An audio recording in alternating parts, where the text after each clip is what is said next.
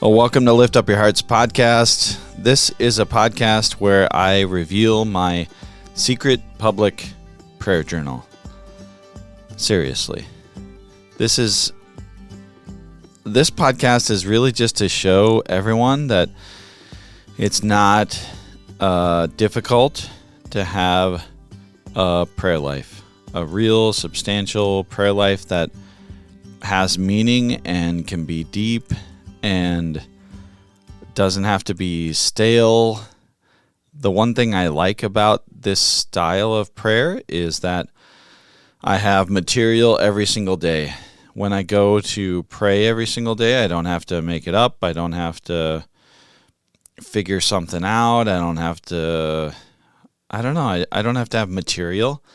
I usually just use the daily readings. So either the gospel or one of the other readings, the psalm or the first reading, and I just have material to meditate on. So what I do in this podcast is I try to teach the tools that have been fruitful for me in my prayer life. These mostly come from St. Ignatius of Loyola and his spiritual exercises, and I went through the 30-day exercises, and it was unbelievably beneficial to me, and I have used it ever since, and that's really what I do.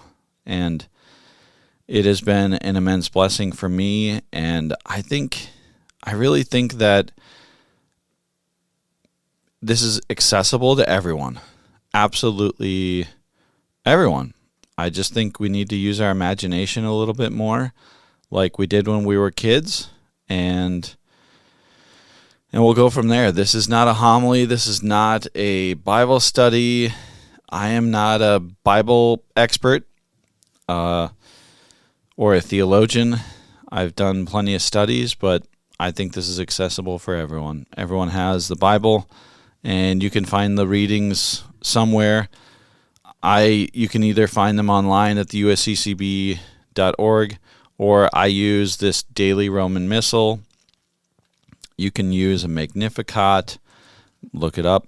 You can use the Word Among Us. There's lots of other options. Lots of times your church's bulletin will have the daily readings in there. You can go to daily Mass. There's tons of ways you can find out what the daily readings are. The Laudate apps on your phone, or the Breviary app, the iBreviary app, also has all the readings on there. I think one of those even reads them to you. So if you really want to just do that and be a little even more meditative, you can do that. So these are tools that St. Ignatius kind of wrote down and solidified for the Jesuits to do while they were praying. And this is what I was taught when I did the 30-day retreat, and I love it. So we're going to get started here. Today, we're meditating on the Sunday Gospel as usual. This is the 30th week in Ordinary Time, Year A. The Gospel of Matthew, chapter 22, verse 34 through 40. And this is, I'll set the stage a teeny bit. This is, after we've done this the last 3-4 weeks, where Jesus is in these conversations with the Pharisees and the Sadducees, and the conversations are getting a little intense, and Jesus is kind of calling them out a little bit, and you'll see, we'll set the stage here in a minute.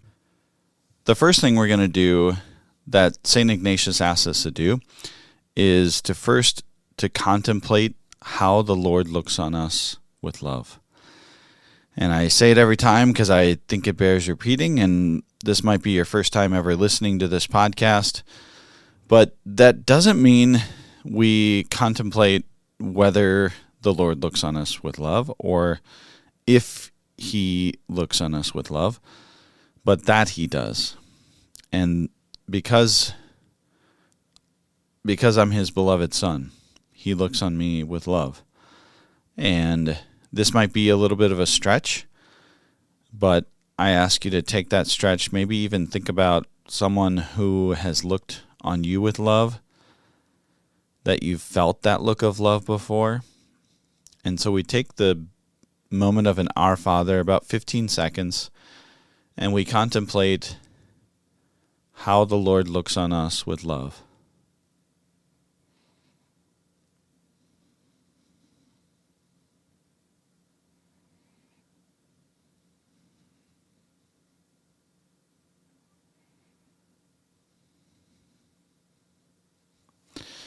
This, along with reading the gospel for the first time, really orients our prayer. And yeah, sometimes I've just taken just that contemplation of the Lord looking on me and just pray with that the whole time. Again, this is just a reminder as well that this type of prayer lends itself to continuing to contemplate this throughout the week. I put these out on Thursday mornings so that you can listen to it and kind of just let it ruminate in your head and in your heart and your soul for the rest of the week. This is a beautiful thing for me to do when I'm out biking or walking or driving. I just kind of replay my prayer and continue to ask the Lord questions about it. Lord, what did you mean by that? Why did I feel that? What did this mean?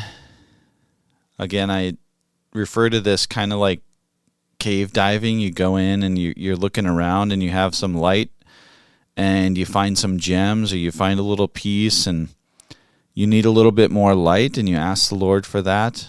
But then also sometimes you find something and you bring it to Him and you say, what is this?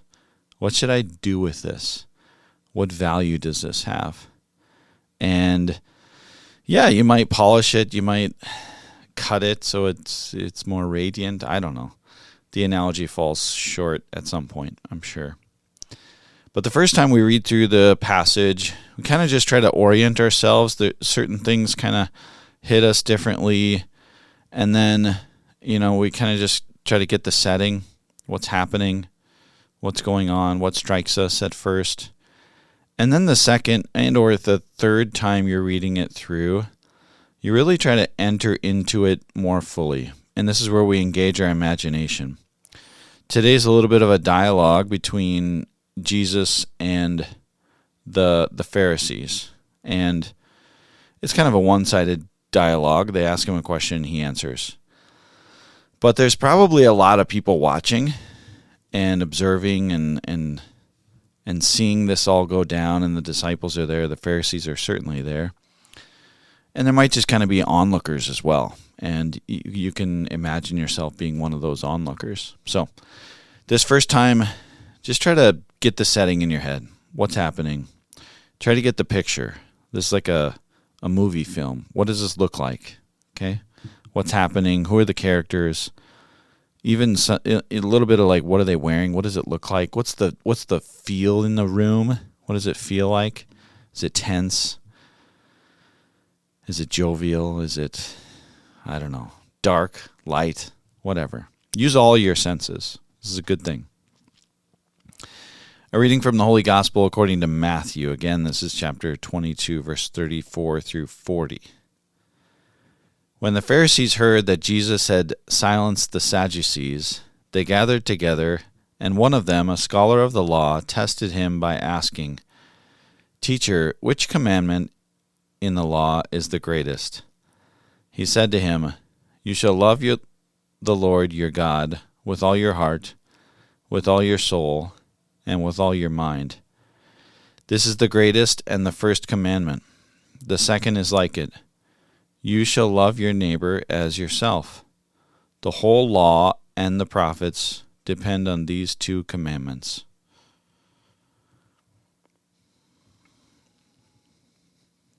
Again, we have some of the characters here, the Pharisees.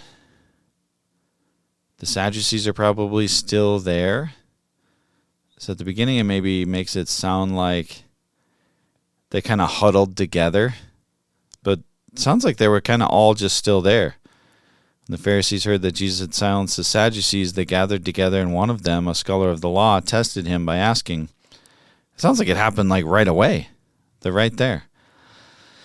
Teacher, which commandment in the law is the greatest? This is a test.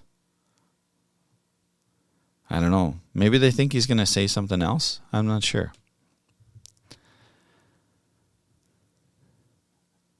The disciples are certainly probably there. A lot of important people are probably there. It's probably in the temple, maybe. There's probably other onlookers as well. And what does it mean for Jesus to say, you shall love the Lord your God with all your heart, with all your soul, and with all your mind? This is the greatest and the first commandment. The second is like it. You shall love your neighbor as yourself. The whole law and the prophets depend on these two commandments. Everything else, that's the first thing that struck me was everything else depends on these two. These are the hinge points. Like the cardinal virtues, the cardinal laws, the cardinal understandings here. The hinge points. The whole law and the prophets depend on these two commandments. Love the Lord with all your heart, with all your soul, and with all your mind. And love your neighbor as yourself. Now, we won't get into, the psychology of that. There's lots of interesting understanding of how we potentially even love others in some ways better than we love ourselves. We take care of them sometimes better, but we won't get into that. We're really saying, we certainly love ourselves. We should treat and love our neighbors as we treat and love ourselves. The whole law and the prophets depend on these two commandments. Now that might, at the time, they had 613 commandments, I think. And they would certainly want to say, you need to follow all of them. All of them. Maybe that's what they were trying to test him in. I don't know.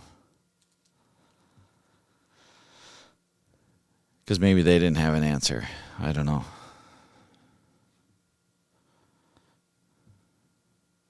But what does that mean for you?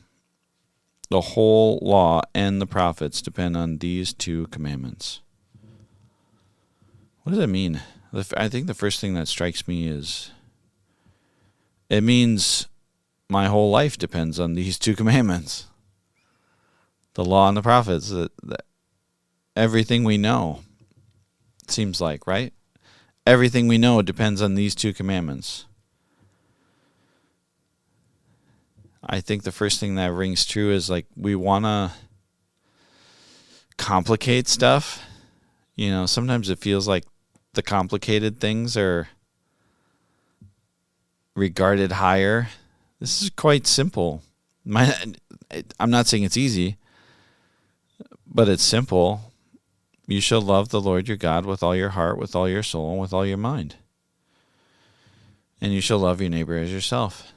Everything else depends on these two things. Everything. It's pretty simple. All right. This isn't a homily, of course. What does this mean for you? Now, the second time, sometimes, Father Gallagher says there's a difference between meditation and contemplation. Meditation is, I'm meditating on the truths of this and what this means for me. Contemplation is putting yourself in the story. So becoming a character, smelling the smells and feeling everything. using all of your senses, putting yourself into the movie scene, writing yourself in as a character. And then you kind of feel what happens, and you relate those things to the Lord.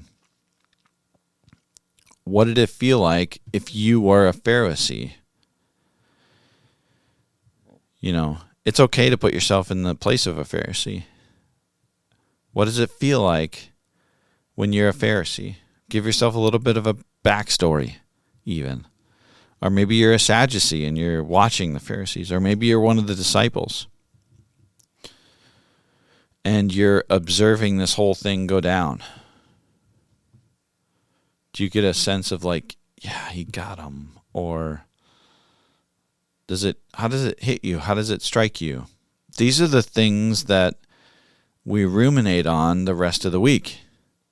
And these are things that can be your prayer the rest of the week as well. You know, St. Ignatius is really high on repetition.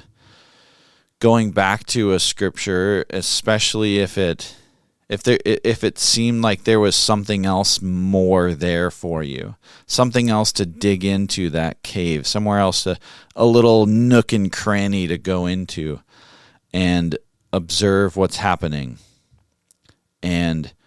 Or maybe you found a kind of a treasure and you want to dig up all of it and see what is there for you. And like Father Gallagher says, if there's nothing there, we move on. If the Lord is not there, we move on. It's like he related it to, you know, walking down the street and you know that Jesus is, or your friend is in one of these 5 houses. And if he's in the first house, you know that you don't have to go to the other 4 houses. But if you go to the first house and he's not there, you go to the second house. And if he's not there, you go to the third house. And if he's there, you stop. You don't need to go to the other 2 houses. The same thing is true in prayer. When this happens or something strikes you, don't feel the need to read the whole passage or that something later in the passage might strike you more. That's perfectly fine to stop and explore what is there first, and then potentially move on, but potentially not move on. That's perfectly fine as well. So when we're putting ourselves into the story, it's really good to try to give yourself a backstory, give yourself, clothes. What are you wearing? What do you smell like? What do you smell in the air? What are other people wearing? What do they look like? What are their reactions to what's happening? Are there people reacting? And what does that mean? How did that strike you? What does that do for you? And then relate those things to the Lord. Like, Lord, this thing really struck me. I wonder why. And just ask him that and just wait. Just wait. I'd give yourself a good half hour for all of these to allow the process to flow through, because I found in my prayer life that a lot of times I'll just sit there for 40 minutes or more. And the last 10 or 5 or 15 or 20 minutes, something really strikes me. Or I just kind of, nothing's really happening right away, or nothing really sticks out to me. And then later, I just let it linger. Just let it sit there for a while. Just put yourself in the story and kind of see what people's reactions are, and then just ask the Lord questions. Lord, what's up with this? What's up with that? How come I felt like this? What was happening over there? And then that's your prayer for the day. You write it down. You write in your journal what happened. Maybe you can revisit it later. Okay. So the second time, really put yourself in the place of one of the characters. What's happening? What do you feel? And really, really put yourself there. And sometimes I like to picture Jesus kind of looking at me at some point, or maybe speaking the words to me, even if I'm kind of an ancillary character that I've picked. What does it mean? I'm going to be out front in this one. I'm going to pick one of the disciples, okay? Been following Jesus for a while now, and I've been observing this controversy with the Pharisees and the Sadducees. And yeah, I think I'm kind of wondering how this is all going to play out. You know, Jesus has said that we're on our way to Jerusalem, or we're in Jerusalem, that he's going to suffer and die. And I'm kind of wondering when that's going to happen, how that's going to happen. I'm wondering if these people are going to get upset by his answers.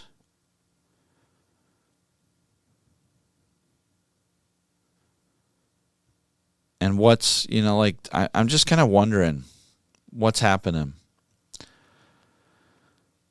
I'm also kind of, potentially wondering if Jesus is going to change any of the law or the prophets, or give us a new mission, I guess, in some ways. I don't know.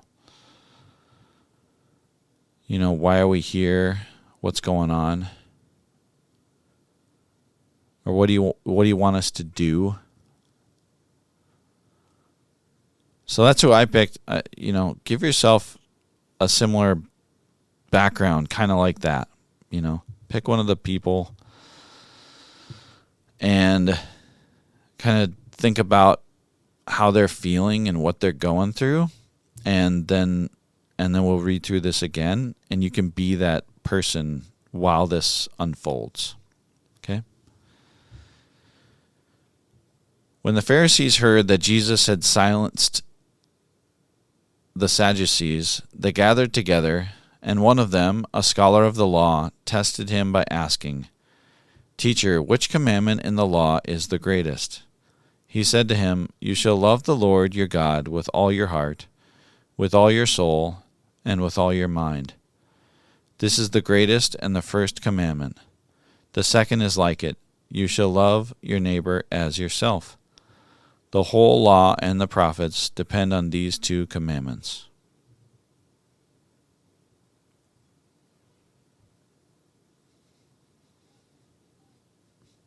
I guess what I observed was the Pharisees were silent.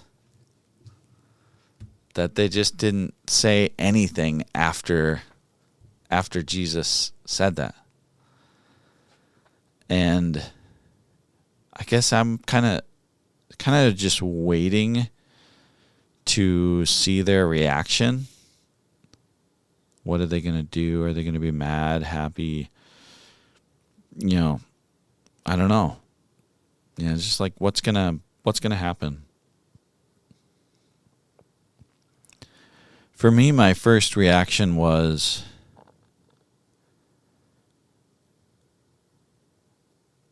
really? That's it, huh? I've been told that there's all these laws I should follow, and they seem quite complicated.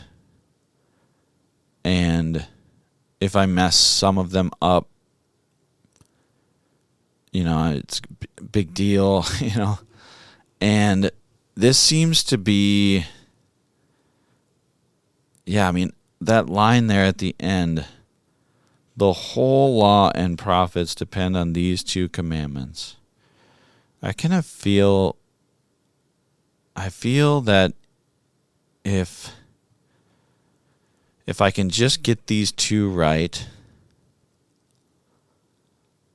then everything else is gravy. everything else is gravy. It's like, get these two right. And it's not that everything else is easy, but it seems like everything else will make sense. Everything else depends on loving God and loving my neighbor, people around me. Loving God and loving the people. And sometimes I feel like I complicate it, and it's kind of simple. It's pretty simple. Love God with everything and love people. I also feel like those two commandments are overlooked and not emphasized. And so hearing Jesus say that everything else depends on these two, in some ways is kind of a relief. But it's also, it's a relief.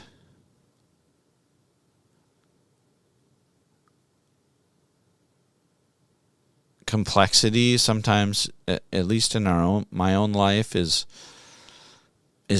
I don't know, honored, or I don't know, it just seems important, I guess, a complex life, I don't know. Or you have like a major program or plan, and the